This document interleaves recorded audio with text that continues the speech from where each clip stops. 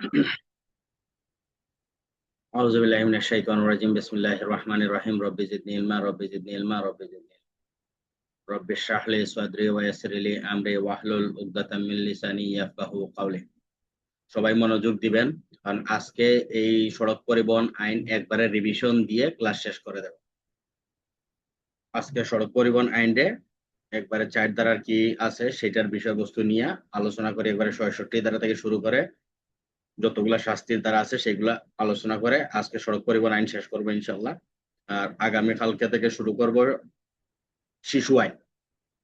শিশু আইন শেষ করার পরে যদি ঈদের আগে সম্ভব হয় তাহলে মানব পাচার আইন শেষ করব। আর যদি ঈদের আগে সম্ভব না হয় তাহলে আগের মাসের প্রথম সপ্তাহ থেকে আবার ফৌজদারি কার্যবিধি আবার শুরু করব, কারণ ফৌজদারি কার্যবিধি আইন অনেক গ্যাপ হয়ে গেছে। অনেকে ক্লাস ঠিক মতো করে তো আবার রিভিশন দেয় না, পরে দেখা যাবে যে পরীক্ষার হলে গিয়া ফৌজদারি কার্যবিধি আইনের উপরে রেজাল্ট খারাপ করবে। এই জন্য আমরা যদি ঈদের আগে সম্ভব হয় ইনশাল্লাহ তাহলে শিশু আইন এবং মানব পাচার আইন শেষ করব। আর যদি সম্ভব না হয় তাহলে শিশু আইন শেষ করে তারপরে ঈদের পরে আবার ফৌজদারি কার্যবিধি থেকে আবার শুরু করব। তাহলে 4 ধারা এবং 5 ধারার বিধান লঙ্ঘন, ড্রাইভিং লাইসেন্স ব্যতীত মোটরযান চালানোর উপর বিধিনিষেধ, সেটা যদি শর্ত লঙ্ঘন করে সেক্ষেত্রে 66 ধারায় শাস্তি। 6 ধারা আর 6 এর 5 ড্রাইভিং লাইসেন্স হস্তান্তর করলে শাস্তি হচ্ছে 67 ধারা। 9 এর 3 বিদেশি নাগরিক কর্তৃক যদি বিধান লঙ্ঘন করে তাহলে তার শাস্তি হচ্ছে 68 ধারা। 10 ধারার বিধান লঙ্ঘন অর্থাৎ কর্তৃপক্ষ ব্যতীত যদি কেউ ড্রাইভিং লাইসেন্স প্রস্তুত করে প্রদান করে নবায়ন করে সেক্ষেত্রে তার শাস্তি হবে 69 ধারা। 12 এর 3 ড্রাইভিং লাইসেন্স স্থগিত প্রত্যাহার করার পরও সে অযোগ্য হওয়ার পরেও যদি সে এই বিধান লঙ্ঘন করে সেই ক্ষেত্রে তার শাস্তি হবে 70 ধারা। কন্ট্রাক্টর যদি তার ড্রাইভিং লাইসেন্স এর মেয়াদ উত্তীর্ণ হয় বা ড্রাইভিং লাইসেন্স ব্যতীত দায়িত্ব পালন করে তার শাস্তি হবে 71 ধারা। 16 ধারা হচ্ছে রেজিস্ট্রেশন ব্যতীত ড্রাইভিং লাইসেন্স চালান যদি রাস্তায় ব্যবহার করে সেক্ষেত্রে তার শাস্তি হবে 72 ধারা। তারপরে হচ্ছে 17 ভুয়া রেজিস্ট্রেশন যদি ব্যবহার করে তার শাস্তি হবে 73 ধারা। 21 মালিকানা পরিবর্তন যদি যথাযথ সময় না করে তাহলে তার শাস্তি হবে 74। 25 ধারার ফিটনেস ব্যতীত মেয়াদ উত্তীর্ণ ফিটনেস দিয়ে যদি সে গাড়ি চালনা করে সেক্ষেত্রে তার শাস্তি হবে 75 ধারা। 26 ট্যাক্স টোকেন ব্যতীত বা মেয়াদ উত্তীর্ণ ট্যাক্স টোকেন দ্বারা যদি সে গাড়ি চালনা করে তাহলে তার শাস্তি হবে 76 ধারা। 28 ধারা বিধান লঙ্ঘন করে রোড পারমিট ব্যতীত যদি গাড়ি চালায় তার শাস্তি হবে 77 ধারা। 29 এর বিদেশি নাগরিক বাংলাদেশে প্রবেশের ক্ষেত্রে তার মোটরযানে পারমিট ব্যতীত যদি গাড়ি চালায় তাহলে তার শাস্তি হবে 78 ধারা।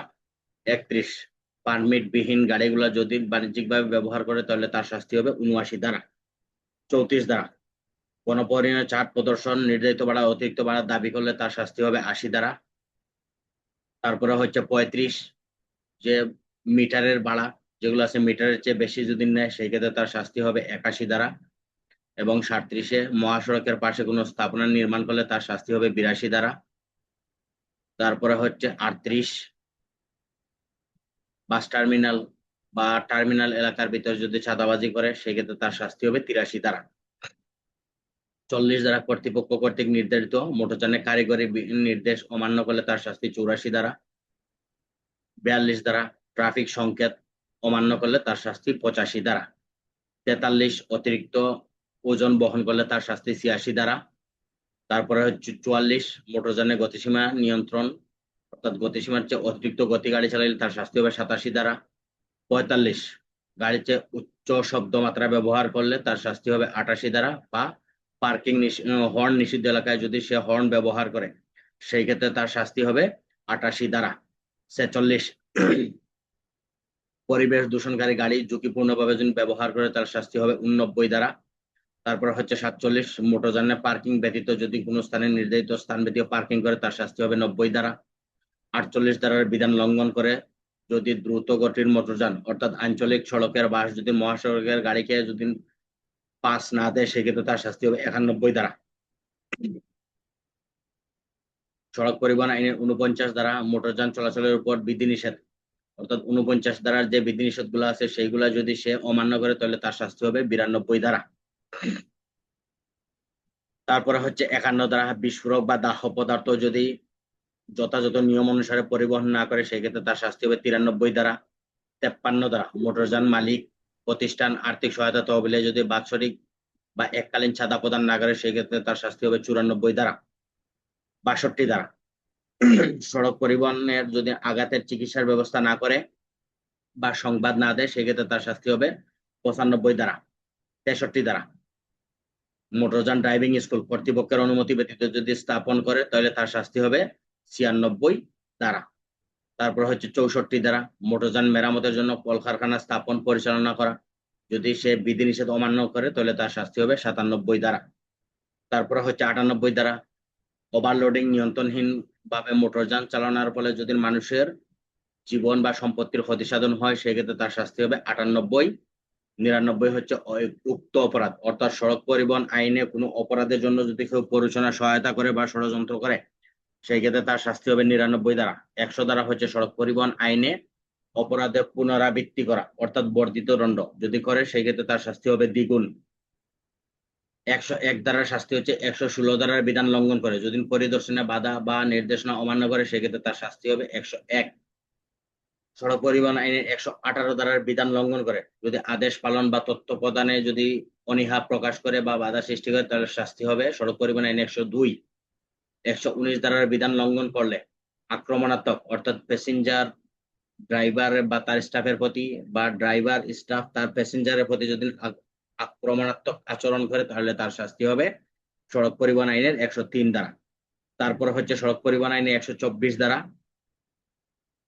যেটা সরকার কর্তৃক প্রদত্ত নির্দেশনা যদি অমান্য করে সেই ক্ষেত্রে তার শাস্তি হবে সড়ক পরিবহন আইনের 104 ধারা। তারপরে হচ্ছে সড়ক পরিবহন আইনের 105 ধারা, মোটরযান চালানোর ফলে যদি কোনো ব্যক্তি আহত হয় তাহলে তার শাস্তি হবে পেনাল কোড আইন অনুসারে। আর যদি কোনো ব্যক্তিকে নিহত করে সেই ক্ষেত্রে তার শাস্তি হবে পেনাল কোড আইনের 304 খ ধারা অনুসারে, তবে শাস্তি অনধিক 5 বছর কারাদণ্ড এবং অনধিক 5 লক্ষ টাকা অর্থদণ্ড দণ্ডিত হবেন। তারপর হচ্ছে 106 ধারা, কোম্পানি কর্তৃক অপরাধ যদি সে নির্দোষ দাবি করতে পারে সেই ক্ষেত্রে রেহাই পাবে, আর যদি নির্দোষ দাবি করতে না পারে প্রমাণ করতে না পারে সেই ক্ষেত্রে কোম্পানির বিরুদ্ধে ব্যবস্থা যথাযথ আইনে তার বিরুদ্ধে ব্যবস্থা হবে 106। এই ছিল আমাদের গতকালকের আলোচনা। আজকে আমরা 107 থেকে শুরু করব এবং বাকি যে ধারাগুলো আছে এই ধারাগুলো আজকে রিভিশন দিয়ে ইনশাল্লাহ শেষ করে দেব। তাহলে সড়ক পরিবহন আইনে 107 ধারায় কি বলতেছে, যে আপিল করবেন। আপিল করবেন, আপিলের মেয়াদ হবে কি 30 দিনের ভিতরে, কর্তৃপক্ষের নিকট পুনর্বিবেচনার জন্য আপিল করবেন 30 দিনের ভিতরে। আর যদি 30 দিনের সন্তুষ্ট না হয় তাহলে সেক্ষেত্রে কি করতে পারবেন, সরকারের নিকটও 30 দিনের ভিতরে আপিল করতে হবে। তাহলে কোনটার মেয়াদ কতদিন হবে, অর্থাৎ যখন আদালত যে আদেশ দিবে সেই আদেশের মেয়াদ থেকে 30 দিন, আর যখন কর্তৃপক্ষ সেটা পুনর্বিবেচনা করে আবেদন খারিজ করবে তখন সরকারের নিকট আবেদন করবেন কতদিন, 30 দিন। তাহলে সড়ক পরিবহন আইনের 107 ধারা হচ্ছে আপিলের মেয়াদ। আপিলের মেয়াদ তাহলে আপিল করতে হবে কত, সড়ক পরিবহন আইনের 107 ধারায় সেটা হচ্ছে কি 30 দিন সময়ের ভিতরে কর্তৃপক্ষের আদেশের বিরুদ্ধে সরকারের নিকট আপিল করবেন সড়ক পরিবহন আইনের 107 ধারা। তারপর হচ্ছে সড়ক পরিবহন আইনের 108 ধারা, কতিপয় অপরাধের বিচারের জন্য বিশেষ পদ্ধতি। তাহলে এখন কি বলতেছে 108 ধারা, যেটা হচ্ছে সাব ইন্সপেক্টর বা সার্জেন্ট, সাব ইন্সপেক্টর বা সার্জেন্ট অথবা মোটরযান পরিদর্শক তিনি কি করতে পারবেন, যেগুলা সড়ক পরিবহন আইনের 43 ধারার বিধান অর্থাৎ 86 কি করছে, অতিরিক্ত ওজন বহন করছে, 66 ধারার শাস্তি, 72 ধারা, 75 ধারা, 84 ধারা, 87 ধারা, 89, 92 এবং 95 ধারার অপরাধ সংগঠন করে। সেই ক্ষেত্রে সে কি করবে, তাকে মামলা দিলে সে 1 কপি নিবে। কি করবে, যখন আমাদের পুলিশ বা সার্জেন্ট বা মোটরযান পরিদর্শক এই যেসব ধারাগুলা, যেমন ড্রাইভিং লাইসেন্স ব্যতীত রেজিস্ট্রেশন ব্যতীত, তারপর ফিটনেস ব্যতীত, তারপরে হচ্ছে আপনার নির্ধারিত অর্থাৎ 40 দ্বারা শর্ত লঙ্ঘন করে ডাইনার স্ট্রাইক সেটা লঙ্ঘন করে, তারপরে হচ্ছে অতিরিক্ত ওজন বহন করে 86 দ্বারা, 87 দ্বারা হচ্ছে অতিরিক্ত গতি বহন করে, 89 দ্বারার সে কি করলো, পরিবেশ দূষণ করলো, 92 দ্বারার নিয়ম নীতি লঙ্ঘন করলো, 95 দ্বারা সংবাদ না দিল, সেই ক্ষেত্রে তাকে কি করবেন, তার ছাপ নিয়ে, আঙ্গুলের ছাপ নিয়ে তাকে একটা কপি দিবেন। এখন সে এটা নিতে অস্বীকৃতি জ্ঞাপন করলো, সে কি করলো, সেটা নিতে অস্বীকার করলো বা জরিমানা দিবে না এইরকম কোনো কিছু করলো, তখন তার বিরুদ্ধে ফৌজদারি আদালতে বিচার করতে পারবেন। ঠিক আছে, এখন সে কি করলো, এই জরিমানা দিবে না বা জরিমানার যে তারিখ এই তারিখের ভিতরে সে যদি এটা প্রদান না করে, তাহলে তাহলে তার বিরুদ্ধে ফৌজদারি আদালতে তার বিরুদ্ধে ব্যবস্থা নেবেন। ঠিক আছে, এখন সে কি করলো, ট্যাক্স টোকেন দিল না, জরিমানার যে টাকাটা আছে এটা দিল না, তখন তার বিরুদ্ধে আদালতে প্রসিকিউশন দাখিল করবেন। আর আদালত তার এই অভিযোগের কপি গ্রহণ করিয়া যদি সে অস্বীকার করে, তাহলে তার দোষী সাব্যস্ত করতে পারবেন এবং অপরাধের জন্য নির্ধারিত দণ্ডের চেয়ে অতিরিক্ত অনধিক 5,000 টাকা পর্যন্ত জরিমানা দিতে পারবেন। তাহলে এখন 108-এ কি বললো, 108-এ বলছে হচ্ছে এই যে এখন আজকে সড়ক পরিবহন আইন শেষ করব, আজকে ক্লাসের লোক নাই। ঠিক আছে, আজকে ক্লাসে লোক নাই, পরে আবার মনে হয় যে ক্লাসে ঢুকবে, শেষের দিকে ঢুকে বলবে স্যার কি করছেন কি করছেন একটু বলেন, মানে ওই যে ব্যাঘাত সৃষ্টি করার যে কাজগুলো এগুলো তাদের থাকবে। তাহলে 108-এ হচ্ছে যে তাকে উপস্থিত জরিমানা করা হইলো, সে জরিমানার এই রিসিপ্টটা নিল না, রেখে দিয়ে চলে গেল, অথবা তার জরিমানার যে মেয়াদ আছে এই মেয়াদটা উত্তীর্ণ হয়ে গেল, উত্তীর্ণ হওয়ার ফলে তার বিরুদ্ধে আদালতে মামলা দায়ের করা যাবে। কি করা যাবে, আদালতে মামলা দায়ের করা যাবে। তখন তার এই আদালতে তার এই অভিযোগ আমলে নিয়ে তার বিরুদ্ধে ব্যবস্থা নেবেন। ঠিক আছে, এখন যদি সে কি করে, সে এটার শর্ত লঙ্ঘন করে বা নিতে ওর রসিদ গ্রহণে অস্বীকার করে, তাহলে তাকে বিনা পরোয়ানায় গ্রেফতার করতে পারবেন, বিনা পরোয়ানায় গ্রেফতার করতে পারবেন। এখন 108 ধারায় আপনাকে প্রশ্ন করলো যে সড়ক পরিবহন আইনে রেদওয়ান নামক ব্যক্তিকে পুলিশ অফিসার 86 ধারায় একটা মামলা দায়ের করেন, রেদওয়ান পুলিশ অফিসারের নিকট হইতে উক্ত মামলার রসিদ গ্রহণ করতে অস্বীকৃতি জ্ঞাপন করে, সেই ক্ষেত্রে পুলিশ অফিসার রেদওয়ানের বিরুদ্ধে কি ধরনের ব্যবস্থা গ্রহণ করবেন, তখন আপনি বলবেন সড়ক পরিবহন আইনের 108 ধারা অনুসারে যদি সে রসিদ গ্রহণ করতে অস্বীকার করে, সেই ক্ষেত্রে তাকে বিনা পরোয়ানায় গ্রেফতার করতে পারবেন এবং গ্রেফতার করিয়ে তাকে যখন আদালতে প্রেরণ করবেন তখন আদালত তার বিরুদ্ধে ব্যবস্থা নেবেন, তার যে নির্ধারিত যে দণ্ড এই দণ্ডের অতিরিক্ত আরো 5,000 টাকা তার কাছ থেকে জরিমানা নিতে পারবেন সড়ক পরিবহন আইনের 108 ধারা। তারপর হচ্ছে সড়ক পরিবহন আইনের 109 ধারা, মোটরযান থামানোর এবং মোটরযানের প্রয়োজনীয় কাগজপত্র পরীক্ষা করা। এখন আপনি পুলিশ কনস্টেবল, আপনি পুলিশের এএসআই, আপনি কি গাড়ির কাগজ দেখার ক্ষমতা আছে? না। সড়ক পরিবহন আইনে 109 ধারায় বলা আছে যে সাব ইন্সপেক্টর বা সার্জেন্ট পদমর্যাদার নিচে কেউ গাড়ির কাগজপত্র পরিদর্শন করতে পারবেন না। এখন আপনি কনস্টেবল, আপনি এএসআই ডিউটিকালীন সময় আপনার ড্রাইভারে বললেন যে আপনার গাড়ির কাগজ দেখান, সে আপনাকে কাগজ দেখাইতে বাধ্য নয়। ঠিক আছে, তবে দেখাবে কারে, বিআরটিএ পুলিশ, বিআরটিএর পরিদর্শক, পুলিশের সাব ইন্সপেক্টর, সার্জেন্ট, তারা হইলে অবশ্যই কাগজ দেখাইতে বাধ্য থাকবেন। তারপর হচ্ছে 110 ধারা, ওয়ারেন্ট ব্যতীত গ্রেফতারের ক্ষমতা। তাহলে পুলিশ কোন কোন অপরাধের কারণে কোনো ব্যক্তিকে বিনা পরোয়ানায় গ্রেফতার করতে পারেন, তাহলে সড়ক পরিবহন আইনের 72 ধারা, 73 ধারা, 75 ধারা, 77, 79, 84, 86, 89, 92, 98 বা 105 ধারার অধীনে যখন অপরাধ করলে তখন তাকে ওয়ারেন্ট ব্যতীতই গ্রেপ্তার করতে পারবেন। এখন যদি দেখা যায় যে এই ব্যক্তিকে গ্রেফতার করার ফলে এখানে কোনো উদ্ভুত পরিস্থিতি প্রয়োজন হইলে তাহলে কি করবেন? মোটরযান সহকারে অর্থাৎ গাড়ি সহকারে নিরাপদ হেফাজতে নিতে পারবেন। তাহলে নিরাপদ হেফাজতে গাড়ি নিয়ে কোথায় প্রেরণ করবেন? ডাম্পিং ইয়ার্ডে নাকি নিকটস্থ থানায় নিয়ে যাবেন? যখন নিকটস্থ থানায়।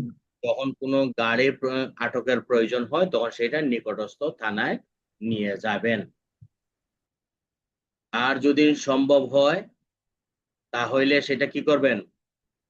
এবং এই গাড়িটা কার নিকট দেওয়া হয়েছে, কোথায় লইয়া যাওয়া হয়েছে সেটা সম্পর্কে 24 ঘন্টার ভিতরে জানাবেন।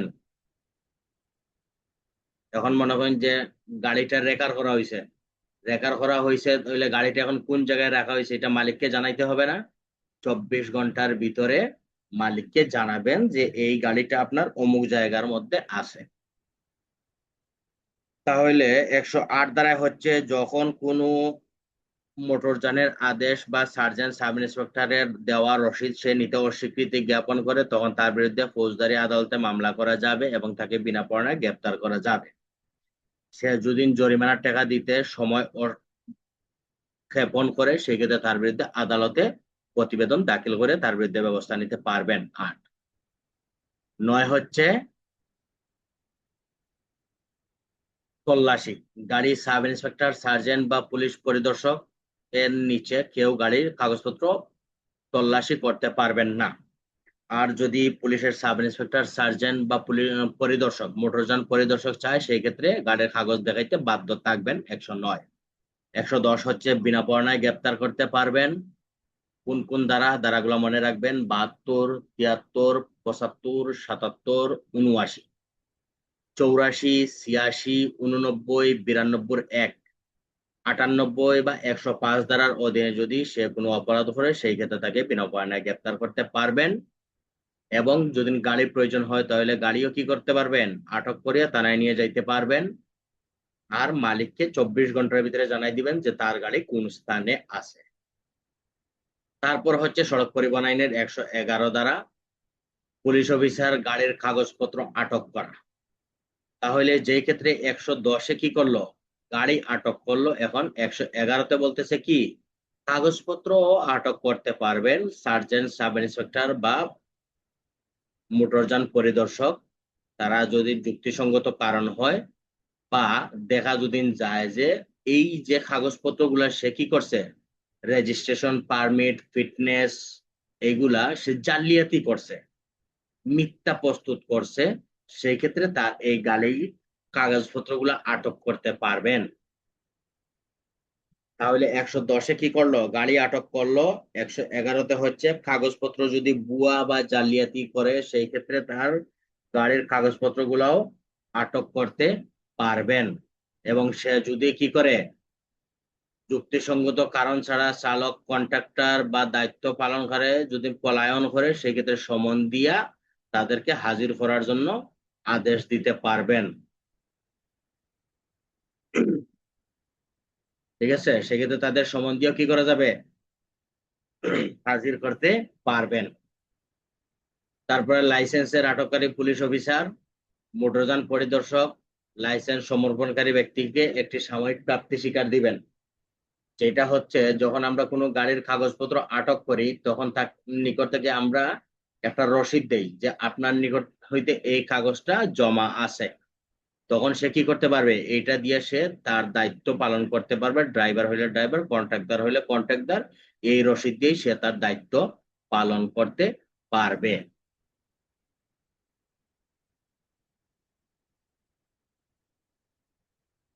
বুঝা গেছে?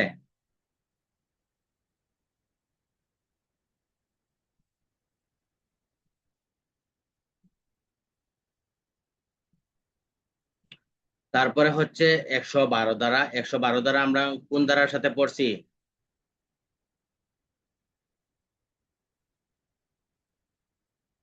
112 ধারা কি আমরা আগে পড়ছিলাম কোন ধারার সাথে? পড়ি নাই। 112 ধারা হচ্ছে সার্জেন্ট সাব ইন্সপেক্টর রেজিস্ট্রেশন বা ফিটনেস সনদ ব্যতীত, রুট পারমিট ব্যতীত মোটরযান চালানোর ফলে কি করবেন, অর্থাৎ মোটরযান পরিদর্শক সার্জেন্ট সাব ইন্সপেক্টর যদি যুক্তিসঙ্গত কারণ হয় তাহলে তার ফিটনেস সংক্রান্ত বিধান, 16 ধারা রেজিস্ট্রেশন, 25-এর ফিটনেস, 28-এর পারমিট, এগুলা ছাড়া সে গাড়ি ব্যবহার করছে, সেই ক্ষেত্রে তাকে হেফাজতে নিতে পারবেন বা আটক করতে পারবেন। এবং সার্জেন্ট সাব ইন্সপেক্টর বা বিআরটিএ ইন্সপেক্টর, বিআরটিএ পরিদর্শক, তিনি কি করবেন, এই বিধান প্রতিপালন ছাড়া যদি তাহলে তার একটা প্রাপ্তি স্বীকার দিবেন,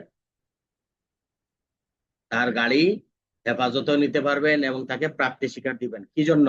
সে যদি ফিটনেস রেজিস্ট্রেশন ফিটনেস পারমিট ব্যতীত গাড়ি যদি ব্যবহার করে তাহলে তার গাড়ি আটক করতে পারবেন এবং হেফাজতে নিতে পারবেন।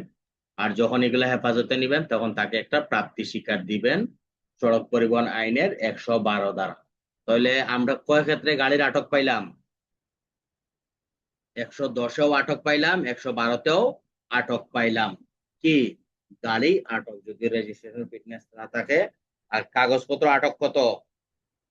কাগজপত্র আটক পাইলাম হচ্ছে 111 দ্বারা। আর বিনা পরোয়ানায় গ্রেপ্তার পাইলাম কত? 108 আর হচ্ছে 110-এ। যখন সে কি করবে, রসিদ নিতে অস্বীকার করবে, তখন তাকে বিনা পরোয়ানায় গ্রেপ্তার করা যাবে। আর 110-এ হচ্ছে যে সে কতিপয় ধারার শর্ত লঙ্ঘন করলে তখন তাকে বিনা পরোয়ানায় গ্রেপ্তার করা যাবে। তারপরে হচ্ছে সড়ক পরিবহন আইনের 113 ধারা, ঘটনাস্থলে জরিমানা আরোপ।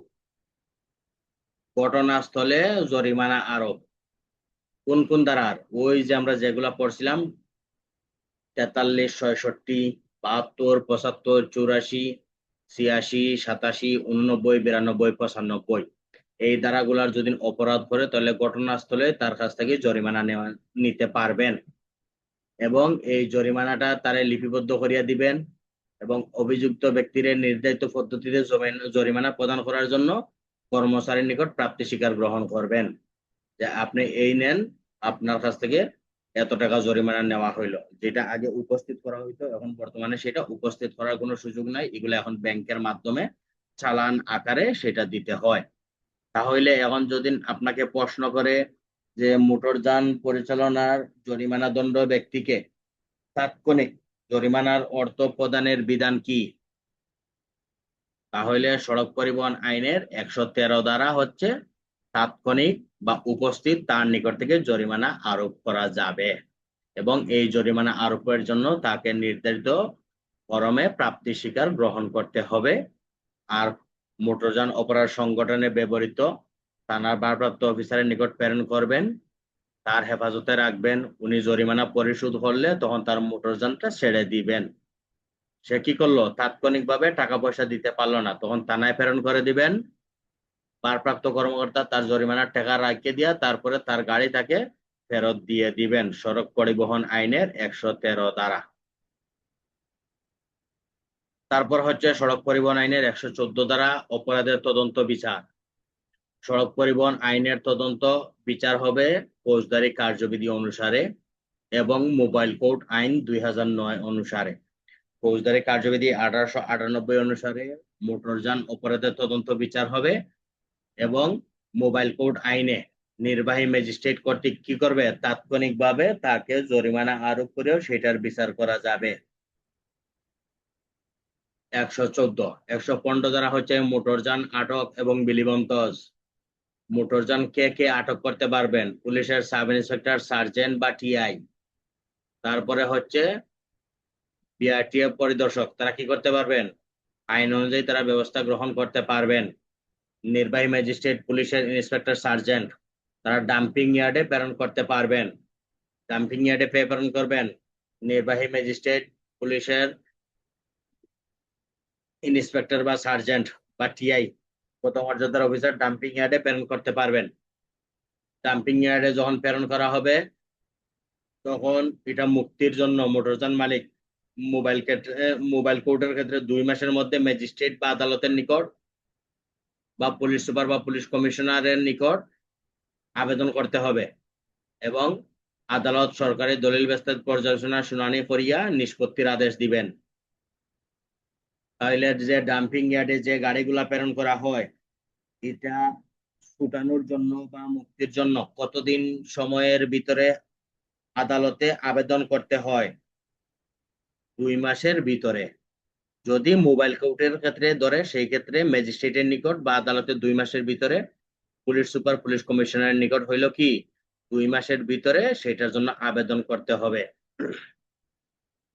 যদি 2 মাসের ভিতরে আবেদন না করে সেই ক্ষেত্রে দায়িত্বপ্রাপ্ত কর্মকর্তা সংস্থা বা বিধি দ্বারা নির্ধারিত পদ্ধতিতে সংশ্লিষ্ট আদালতের অনুমতি গ্রহণ করিয়া মোটরযানটা কোনো সরকারি সংস্থা সেবামূলক প্রতিষ্ঠানকে প্রদান করা যাবে বা নিলামে বিক্রি করা যাবে।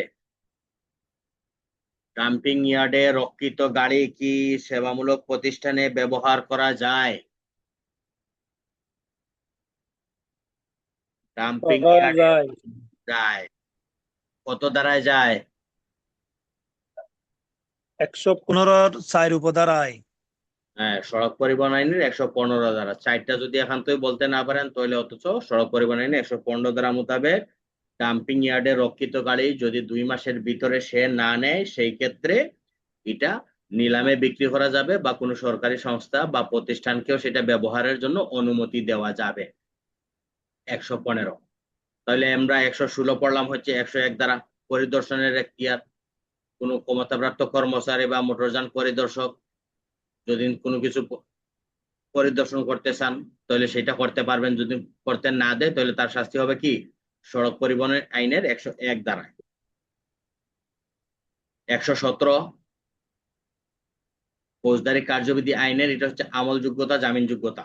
অর্থাৎ যদি ফৌজদারি কার্যবিধি আইনে এটা ভিন্নতার কিছু না থাকে তাহলে সেটা কি হবে, এটা কগনিজেবল হবে, আমলযোগ্য হবে। সার্জেন্ট সাব ইন্সপেক্টর নিম্ন এমন পুলিশ অফিসার ক্ষমতাপ্রাপ্ত মোটরযান পরিদর্শক বা আদালতকে অবহিত করবেন। ঠিক আছে, আদালতকে অবহিত করবেন। আর 84, 98, 105 দ্বারা এটা হবে কি এই 84, 5 দ্বারা 84, 98, 105 দ্বারা এটাতে জামিন দেওয়া যাবে না। আর বাকি যেগুলো আছে যেমন 66, 72, 75, 78, 89, 92 এগুলোতে জামিন দেওয়া যাবে। তাহলে 84, 98, 105 এগুলা কি জামিন অযোগ্য, আর বাকিগুলা হচ্ছে জামিন যোগ্য। আর আপোষযোগ্য হচ্ছে কোনগুলা 66, 72, 75, 87, 89, 93 এগুলা কি, এগুলা হচ্ছে আপোষযোগ্য।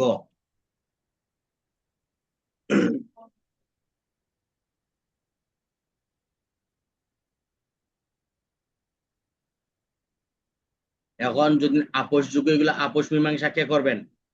আপোষযোগ্য যেগুলা আপোষযোগ্য করবেন জুডিশিয়াল ম্যাজিস্ট্রেট, ক্ষমতাপ্রাপ্ত কর্মচারী বা আমাদের পুলিশের এডিশনাল এসপি বা সমমর্যাদার অফিসার কি করতে পারবেন, আপোষ মীমাংসা করতে পারবেন। 118 দ্বারা পড়লাম হচ্ছে আদেশ পালনে প্রতিবন্ধকতা, আদেশ পালন না করা বা তথ্য প্রদান না করার জন্য মোটরযান চালক, শ্রমিক, মালিক প্রতিষ্ঠান তাদের বিরুদ্ধে ব্যবস্থা নেবেন হচ্ছে 102-এ। আর 103-এ হচ্ছে আক্রমণাত্মক আচরণ বা জনরোষ নিয়ন্ত্রণ। অর্থাৎ কোনো ব্যক্তি, যেটা বললাম যে 103-এ কোনো ব্যক্তির সাথে খারাপ ব্যবহার করা যাবে না, দুর্ঘটনার ড্রাইভার, চালক বা যাত্রীদের সাথেও খারাপ ব্যবহার করা যাবে না, করলে শাস্তি 103। তারপর তো 124 পড়লাম হচ্ছে বিধির দ্বারা নির্ধারিত সরকারের আদেশ রাস্তা চলাচলের বিধিনিষেধ সময়ভিত্তিক অফ পিক আওয়ার দেওয়া, রেজিস্ট্রিকৃত মোটরযানের ফিটনেস এটার শর্ত লঙ্ঘন করলে হচ্ছে 104 দ্বারা। ঠিক আছে, তাহলে 120-এ হচ্ছে ক্ষমতা অর্পণ। 100 ক্ষমতা অর্পণ হচ্ছে সরকার নির্দিষ্ট কোনো ক্ষমতা বা দায়িত্ব সুনির্দিষ্ট শর্তে সরকারি কর্মচারী, মোটরযান পরিদর্শক, পুলিশ সার্জেন্ট, সাব ইন্সপেক্টরের নিম্ন এরূপ কোনো অফিসার শৃঙ্খলার দায়িত্বে নিয়োজিত অন্য কোনো সংস্থাকেও অর্পণ করতে পারবেন। তাহলে কি পুলিশ, সার্জেন্ট, বিআরটিএ ছাড়াও অন্য কোনো সংস্থাকেও আইন শৃঙ্খলা নিয়োজিত থাকলে তাদেরকেও সেটা দেওয়া যাবে। এই ছিল আমাদের সড়ক পরিবহন আইনের আলোচনা। এখন যদি এই বিষয়ে আপনাদের কারো কোনো প্রশ্ন থাকে তাহলে করতে পারেন। সড়ক পরিবহন আইনে আমরা রিভিশন দিয়ে আজকে শেষ করলাম। যারা প্রেজেন্ট হয়েছেন তো হয়েছেন, আর যারা হন নাই তাদের জন্য অগ্রিম শুভকামনা। আর আগামীকালকে থেকে আমাদের শিশু আইন শুরু করব। শিশু আইন শেষ করে তারপরে যদি সম্ভব হয় ঈদের আগে মানব পাচার শেষ করার জন্য মানব পাচার শেষ করব, আর না হলে ঈদের পর থেকে আবার নতুন করে ফৌজদারি শুরু করব।